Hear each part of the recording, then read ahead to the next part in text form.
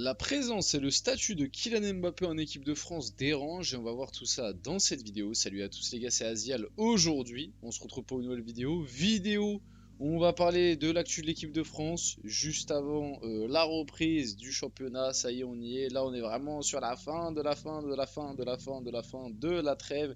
On est sur les toutes dernières actus autour de l'EDF. On va voir un peu tout ça. Comme ça, on aura vraiment passé le peigne fin sur absolument tout ce qui est sorti lors de cette trêve internationale. Si vous avez regardé toutes les vidéos actu équipe de France lors des 2 semaines, là vous avez absolument tout vu et vous savez absolument tout ce qui s'est passé autour de l'équipe de France sur ces 2 semaines de trêve. Donc j'espère que ça vous fait plaisir. On a charbonné pour essayer de faire tout ça. Donc voilà, donc avant que la vidéo commence, n'hésitez pas à la liker, à commenter, à partager, à vous abonner, ça fait toujours plaisir et ça aide pour le développement de la chaîne. Et nous, on va pouvoir y aller dès maintenant et parler un petit peu de l'actu de l'équipe de France avec, comme d'habitude, en point principal, Kylian Mbappé qui fait toujours autant parler. Kylian Mbappé doit-il rester capitaine des Bleus?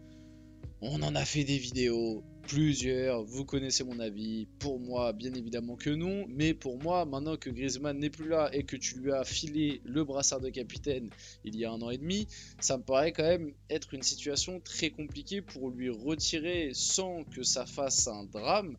Alors on en parlait dans une vidéo, je crois, qui est sortie il y a 2 jours, comme quoi il va y avoir une discussion entre Deschamps et Mbappé, mais bon, ça veut dire que c'est quand même Mbappé qui a le choix final sur la question.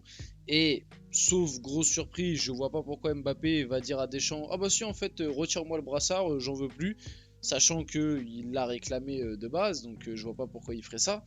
Mais ouais, maintenant en fait, tu t'es mis dans une situation trop compliquée. Donc je pense que on est tous d'accord pour dire qu'on aimerait qu'il n'ait plus le brassard de capitaine. On aimerait qu'on lui retire ce brassard de capitaine. Maintenant, la situation actuelle fait que c'est trop compliqué pour moi parce que même si lui accepte de le laisser, je pense que médiatiquement ce serait peut-être pas la meilleure décision et que vis-à-vis même du reste du groupe, ce serait quand même un désaveu qui serait terrible pour lui et qui baisserait énormément sa cote. Encore une fois, déjà que sa cote prend très très cher, là je pense que ce serait assez terrible. Donc tout ça pour dire que pour moi là maintenant on est arrivé dans une situation où comme ça a été très très mal géré de base, il n'y a pas de bonne solution en fait. Il n'y a pas de... C'est fini. Il y a plus de bonne solution pour moi, il n'y a plus de bonnes décisions à prendre. C'est quel est le moins pire. Voilà, pour moi à l'heure actuelle, les décisions que tu vas prendre autour de cette histoire, c'est laquelle va moins affecter négativement l'équipe de France malheureusement. Donc Captain Larquet, donc Jean-Michel Larquet, a déclaré: qui s'est élevé contre la non-sélection de Mbappé par Deschamps, le groupe a besoin de quelqu'un qui s'investit. Et il a même globalement dit que, on s'en rappelle, on en avait parlé aussi un moment, mais là il l'a répété, que lui il n'était pas contre que en gros Mbappé il aille voir un peu ailleurs, ou alors que le statut de Mbappé soit un peu remis en question. Bon, on sait très bien que ça se... Enfin, je pense, après, on sait jamais, on n'est pas à l'abri, mais à l'heure actuelle, je pense qu'il y a très peu de chances que son statut soit remis en question et qu'il perde le brassard de capitaine. Parce que, comme je vous l'ai dit, pour moi, à l'heure actuelle, il n'y a plus de bonne solution, parce que il le garde. Pour moi, c'est pas forcément la bonne solution, et on lui enlève. C'est pas forcément la bonne solution non plus. En fait, dans les 2 cas, il y aura des choses négatives et positives à en tirer. Donc, il n'y a plus de bonne solution autour de cette histoire. Et de toute façon, voilà, Mbappé en équipe de France a quand même pris une tournure assez dramatique, je trouve. Voilà, pour moi, ouais, ce groupe a besoin de quelqu'un qui s'investit un peu plus que d'un mec qui rate les 2 derniers rassemblements et qui, le dernier auquel il a participé en septembre, boudé clairement.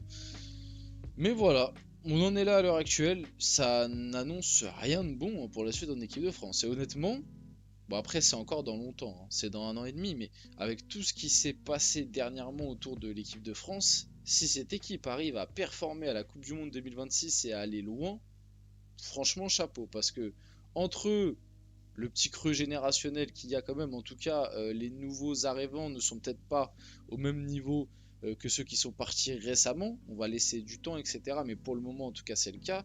Entre le fait que c'était la grosse star de cette équipe, parce que j'ai dit les grosses, mais finalement, il n'y en a plus qu'une, hein. Une grosse star. La grosse star de cette équipe soit dans un sacré trou, et aussi le fait que bah, tu as Didier Deschamps en tant que sélectionneur, qui est quand même, depuis un certain temps, critiquable sur beaucoup d'aspects. Donc franchement, si cette équipe arrive à performer à la Coupe du Monde 2026, chapeau, parce qu'à l'heure actuelle, moi je sens le fiasco à plein nez. Après, comme je vous l'ai dit, c'est encore dans un an et demi, il y a le temps de voir venir. Jérôme Roten sur l'année 2024 des Bleus, les résultats ne peuvent pas masquer le néant que l'on a trop vu cette année. Le bilan sur le contenu de nos matchs est largement insuffisant. Ça pareil, hein. J'en ai fait une vidéo sur l'année 2024 de l'équipe de France qui pour moi est complètement ratée. Et encore, tu vois, les résultats ne peuvent pas masquer le néant qu'on a trop vu cette année. Mais de quels résultats en fait? Moi je suis désolé, la demi-finale de l'Euro, pour moi c'est pas... En fait, les résultats ça dépend de quelle manière tu les vois. C'est-à-dire que les résultats tu prends en compte là où tu as été dans les compétitions, ou tu prends en compte vraiment le bilan pur et dur. Parce que le bilan pur et dur, c'est tu as fait 16 matchs, tu en as gagné que 8. Donc en fait tu as un ratio de 50% de victoire. C'est pas des résultats de dingue. C'est pas ouf du tout quand tu es l'équipe de France de gagner seulement 50% de tes matchs en une année. Après, oui, si tu prends les résultats que tu as fait en tournoi, tu finis premier de ton groupe de Ligue des Nations. Bon, on en dit ce qu'on en veut, hein. Pour moi, c'est quand même très heureux de finir premier de ce groupe. Et pareil pour l'Euro, tu vas en demi-finale, mais de quelle manière? Et puis, dans quel contexte? Avec quel, enfin, avec quel hype ou quel engouement, j'ai envie de dire, quoi. C'est-à-dire que pour moi, l'Euro de l'équipe de France, il est catastrophique. T'as emmené personne. Même limite, j'ai envie de dire, t'as perdu des gens en route. Je pense que quand l'équipe de France sort en demi-finale, déjà de un, personne n'est surpris. Et de deux, personne n'est vraiment déçu. En tout cas, moi, c'était pas le cas. J'ai pas eu ce sentiment de, tu vois, parce que pour moi, déjà, que l'équipe de France soit arrivée en demi-finale, déjà, je me disais, mais quel braquage mais quel braquage il est en train de se passer. C'est pas possible. Tu peux pas produire aussi peu et arriver aussi loin dans une compétition. Honnêtement, pour moi, c'était absolument impossible avec ce qu'on avait vu que cette équipe gagne 7 euros. Donc à partir de ce moment-là, que tu fasses demi ou que je fasse huitième, enfin, ça revient pas à la même chose, mais dans mon esprit un petit peu quand même. Donc voilà, et puis après, si tu prends le contenu des matchs, voilà, hein. Et même, moi comme j'ai dit aussi, la communication elle est extra sportive. Cette année 2024, elle a été cata. Elle a été cata, la communication autour du fait que si vous n'êtes pas content, changez de chaîne, si vous n'êtes pas content du jeu, on n'en a rien à faire, qu'il y a eu de la part de pas mal de joueurs, que ce soit Mbappé, que ce soit Ousmane Dembélé, Deschamps, les prises de parole des joueurs qui pour certains, ça les a aussi décrochés de cette équipe. Il y a eu trop de trucs. Il y a eu trop de trucs. Les affaires autour d'Mbappé là récemment, le départ à la retraite de Griezmann, un petit peu dans l'incompréhension. Voilà, pour moi, cette année 2024, c'est l'une des pires de l'équipe de France depuis un très très long moment. Depuis un très très long moment. Donc, ouais. Comme ça, on renforce le truc de ça annonce rien de bon pour ce qui va suivre. Les Bleus, dans le vestiaire après leur victoire contre l'Italie, qui criaient El Diablo. Donc si vous n'avez pas la ref, c'est que vous n'avez pas trop été sur les réseaux ces dernières semaines. C'est une ref bien évidemment par rapport à Michou et Elsa. Alors franchement, j'ai juste mis ça là parce que c'est une info totalement insolite.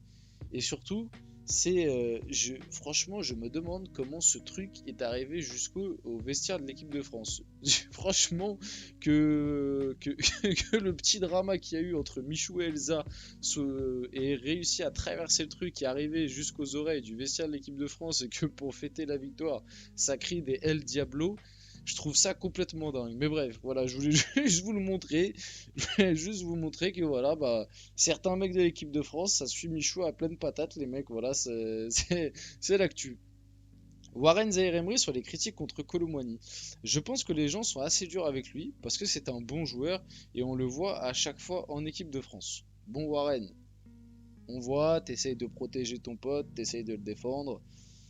Moi déjà, il y a un truc que je trouve absolument incroyable, c'est qu'à chaque trêve, Kolo Muani, c'est vraiment le truc qui fait vendre, quoi. En tout cas pour Non mais moi j'aimerais vraiment savoir comment ça se fait qu'à chaque trêve on pose tout le temps les mêmes questions autour de Kolo Muani, on pose tu vois c'est en fait j'ai l'impression que les mecs ne regardent pas les matchs du PSG vraiment. Et là je parle pas de Zaïre Emery, je parle plutôt des médias qui posent les questions ou alors même de Deschamps, des conférences de presse et tout parce que à chaque trêve, les mêmes questions qui reviennent en gros pourquoi Kolo Muani joue pas avec le PSG, pourquoi il est pas enfin pourquoi il est moins performant, pourquoi avec l'équipe de France il est plus heureux qu'avec le PSG, alors que bon, pour moi même avec l'équipe de France c'est un joueur mid, mais bon, vous n'êtes pas prêts pour ce débat.